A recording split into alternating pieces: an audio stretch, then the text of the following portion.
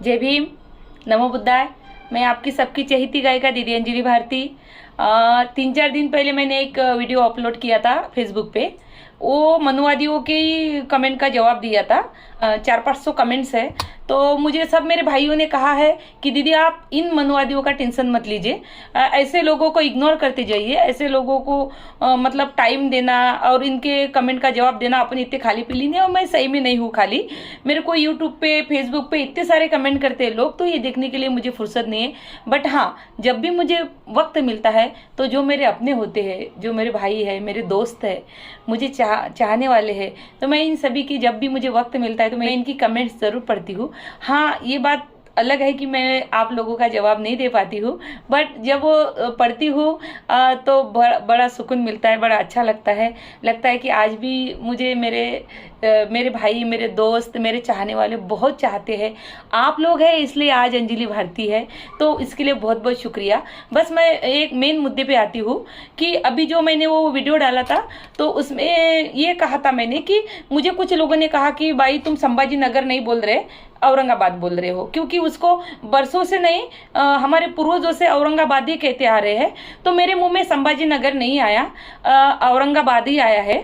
तो इसलिए उन लोगों ने कि भाई तुला संभाजी नगर मनाची लाज वाटते का, तो इसीलिए मुझे उनको कहना है। हमेशा कहते हैं हमारे संभाजी राजे, हमारे शिवाजी राजे। तो मैं आप लोगों से एक सवाल करना चाहती हूँ कि आप लोगों ने संभाजी राजे के लिए क्या किया, छत्रपति शिवाजी महाराज के लिए क्या किया? अरे सोचो, जो हमारे राजे हमारे लिए लड़े, हमारे लिए मरे, संभाजी राजे, उनके जब औरंगजेब ने टुकड़े किए और टुकड़े करके खेत में फेंक दिए और सभी तरफ आह्वान किया कि वो टुकड़ा जो भी उठा के लाएगा उनके पूरे खानदान को जला देंगे, तो आपका पूर्वज एक भी आगे नहीं आया। सब अपनी बीबी के पल्लू के यार चुप गए साले हरामखोर, और हमको बता रहे तब एक ने भी, तुम्हारे बाप दादा ने एक ने भी इतनी हिम्मत नहीं दिखाई। तो वो हिम्मत दिखाने वाला गोविंद गणपत महार, उसने वो टुकड़े उठा के लाए, सिलाए और उनका अंतिम संस्कार किया। अरे तुम में इतनी भी हिम्मत नहीं सालो हराम खोरो कि अपने राज्य का अंतिम संस्कार कर सके, और आज बड़े आए संभाजी राजे हमारे, छत्रपति शिवाजी महाराज हमारे। कई कमेंट कर करके हराम खोरो, इतनी ताकत है ना तुम में, तो ये नीचे मेरा नंबर देती हूँ, दीदी अंजलि भारती। और कहाँ रहती हूँ? नागपुर की नागिन, भीमाची वागिन, सारी दुनिया को पता है कि मैं नागपुर में रहती हूँ। वो जात पात करती नहीं, वो तुम्हारी थिंकिंग गलत है सालो, इसीलिए तुम्हारे दिमाग में आता है कि मैं जात पात करती हूँ। मैं सिर्फ जो सच है वो तुम्हारे सामने पेश करने की कोशिश करती हूँ। जो महापुरुषों का सत्य इतिहास है वो मैं समाज के सामने रखने की कोशिश करती हूँ। मैं जो सच है वो बोलती हूँ। तुम सालो अंधे भक्त हो, मैं भक्त नहीं हूँ, मैं अनुयायी हूँ। ये तक नहीं समझता तुमको? तुम किसको कमेंट्स कर रहे हो? तुम्हारे कमेंट से क्या टेढ़ा होने वाला है मेरा?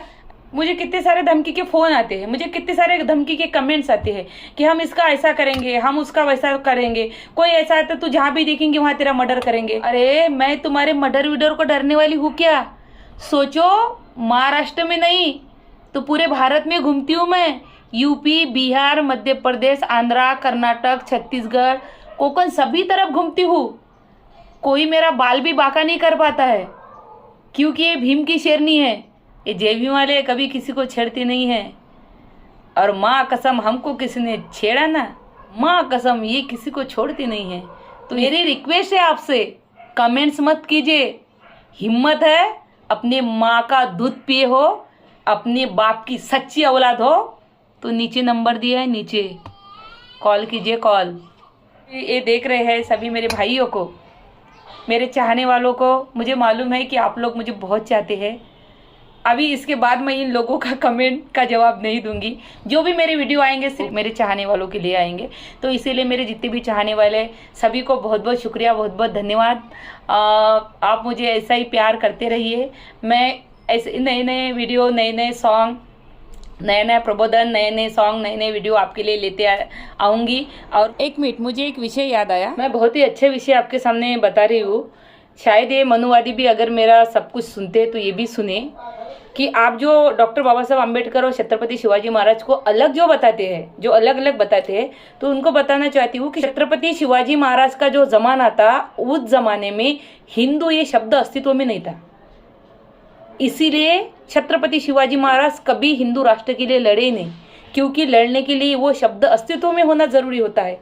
अगर वो राज्य के लिए लड़ना है तो वो अस्तित्व में होना चाहिए। हिंदू ये कहीं पे भी अस्तित्व में नहीं था। छत्रपति शिवाजी महाराज जो लड़े वो लड़े रयतेचं राज्य, मराठी में कहते हैं रयतेचं राज्य। छत्रपति शिवाजी महाराज लड़े रयत। रयत का अर्थ होता है जनता और जनता का अर्थ होता है प्रजा। छत्रपति शिवाजी महाराज प्रजा के लिए लड़े। छत्रपति शिवाजी महाराज का रयते का राज्य स्थापन करने का ख्वाब इस देश में अगर किसी ने पूरा किया होगा, 26 जनवरी इस दिन को हम प्रजासत्ताक दिन ऐसा कहते हैं। प्रजासत्ताक दिन बोल के उसको पहचाना जाता है। छत्रपति शिवाजी महाराज का रयते का राज्य संवैधानिक रूप से अगर किसी ने स्थापित किया है तो वो है डॉक्टर बाबा साहेब अम्बेडकर। इसीलिए ये सच्चे एक मेक के वारसदार है, एक दूसरे के विचारों के वारसदार है। इसीलिए मैं तुम लोगों को कहना चाहती हूँ कि हमारे नज़र में छत्रपति शिवाजी महाराज, डॉक्टर बाबा साहेब अम्बेडकर हमारे लिए अलग नहीं है। क्योंकि ये मेरा बहुत फेमस गाना है और यूट्यूब में सारे मेरे समाज ने, मेरे चाहतों ने ऐसा उठा के सर पे लिया, अरे भीत नाही कुणाच्या बापाला आज मी जगाच्या पाठीवर, अरे जगाच्या पाठीवर, ह्या जगाच्या पाठीवर, कारण मनगटा शिवाजी महाराज जपले डोक्यात आंबेडकर, मनगटा शिवाजी महाराज जपले डोक्यात आंबेडकर। जातीवादी मनुवाद्यांना सर्वांना माझं आव्हान आहे की मला काय म्हणायचं आहे ते समजून घ्या, याच्यानंतर कमेंट विचार करून करा। जय भीम, जय शिवाजी, जय संविधान।